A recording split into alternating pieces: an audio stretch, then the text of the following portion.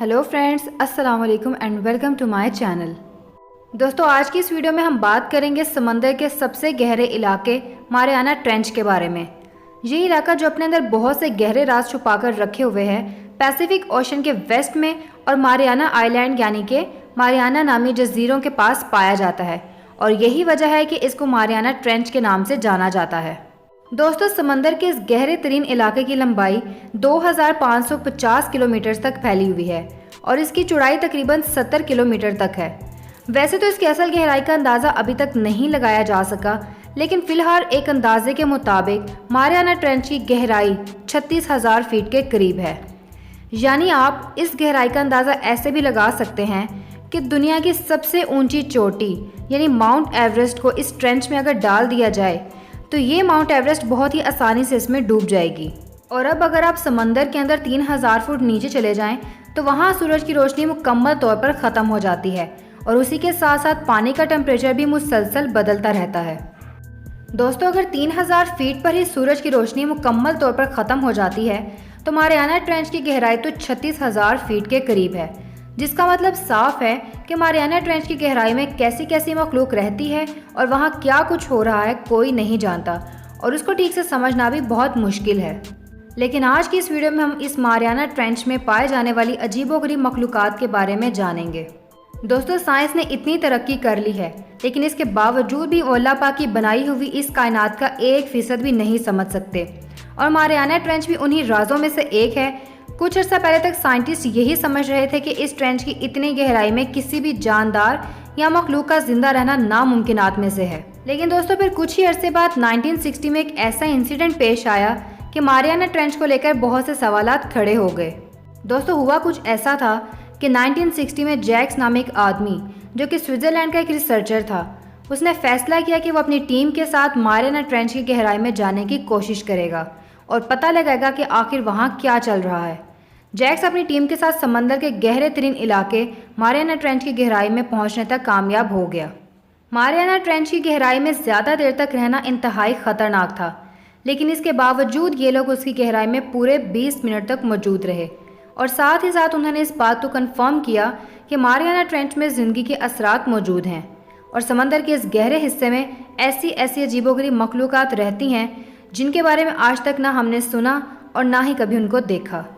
दोस्तों, इसके अलावा मारियाना ट्रेंच की गहराई में पानी का प्रेशर किसी भी आम समंदर से 1000 गुना से भी ज़्यादा होता है, लेकिन इसके बावजूद यहाँ पर बहुत सी ऐसी समंदरी मखलूक रहती है जिनके लिए इस प्रेशर को बर्दाश्त करना एक बहुत आम सी बात है। साइंटिस्ट की बहुत सी डिस्कवरीज में से ये भी एक बहुत बड़ी डिस्कवरी थी और उसने तमाम दुनिया के साइंटिस्ट को हैरान कर दिया था।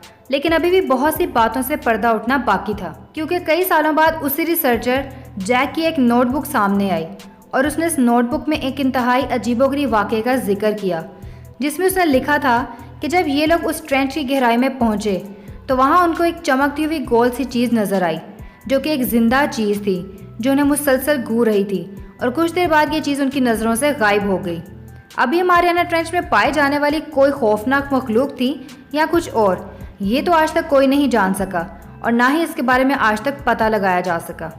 दोस्तों, इसके बाद 1985 में बिल्कुल इसी तरह एक और पुरअसरार वाक़या मारियाना ट्रेंच के अंदर पेश आया। हुआ कुछ यूँ था कि 1985 में एक अमेरिकन शिप जिसने हेजहॉग नामी डिवाइस मारियाना ट्रेंच की तरफ भेजी ताकि इस ट्रेंच के बारे में मज़ीद डिटेल में जाना जा सके, और शिप में इस डिवाइस को कंप्यूटर के ज़रिए हैंडल किया जा रहा था कि अचानक इंतहाई अजीबोगरीब किस्म की आवाज़ें आना शुरू हो गईं। इस डिवाइस को किसी ने बहुत ज़ोर से नीचे की तरफ खींचना शुरू कर दिया।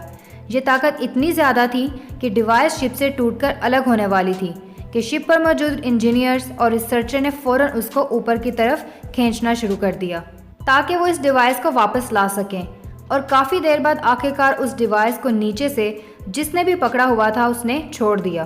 दोस्तों, जब उस हेजहॉग को ऊपर लाया गया तो सबके सब उस डिवाइस को देखकर हैरान रह गए, क्योंकि इस डिवाइस पर किसी बहुत बड़ी मखलूक के दांतों के निशान थे, और वो निशान इतने बड़े और गहरे थे कि डिवाइस की बहुत सी केबल्स टूट चुकी थीं। लेकिन इस वाक़े को भी नज़रअंदाज कर दिया गया, ये कहकर कि हो सकता है ये किसी पत्थर में फंस गई हो। लेकिन आखिरकार वो आवाज़ें कैसी थीं, ये आज तक एक सवालिया निशान ही है।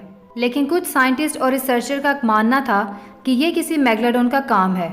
दोस्तों मेगलाडोन को तारीख की सबसे बड़ी मछली कहा जाता है। ये भी शार्क की एक किस्म थी और 75 से 80 फीट तक लंबी हो सकती थी। मेगलाडोन किसी भी मॉन्स्टर से कम नहीं थी और इसकी नस्ल आहिस्ता आहिस्ता इस दुनिया से ख़त्म होती गई। लेकिन अब भी कुछ साइंटिस्ट का कहना है कि समंदर के किसी गहरे हिस्से में आज भी मेगलाडोन मौजूद है और वो सिर्फ ऊपर नहीं आती। तो चलिए दोस्तों चलते हैं इस वीडियो के आखिरी इंसिडेंट की तरफ, जो कि एक जापानीज शिप के साथ पेश आया। ये शिप इस ट्रेंच के ऊपर से गुजर रही थी कि अचानक इस शिप को किसी ने नीचे से इतनी ज़ोर से हिट किया कि ये शिप पानी के ऊपर उछल पड़ी। वो हिट उसे किसने किया था ये आज तक कोई नहीं जान सका। दोस्तों मारियाना ट्रेंच के अंदर कौन रहता है और यहाँ किस किस तरह की मखलूक रहती है ये आज तक कोई थोड़ा सा भी नहीं समझ सका, और इसीलिए समंदर का ये इलाका अभी तक खौफनाक और मिस्टीरियस है। क्या यहाँ वाकई कोई मेगलाडोन मौजूद है या फिर कोई और मॉन्स्टर रहता है, ये बात बस आज तक एक पहेली है। दोस्तों अगर आप मेगलाडोन के बारे में मज़ीद जानना चाहते हैं तो मुझे नीचे कमेंट सेक्शन में ज़रूर बताइएगा ताकि इस पर भी एक वीडियो बन सके।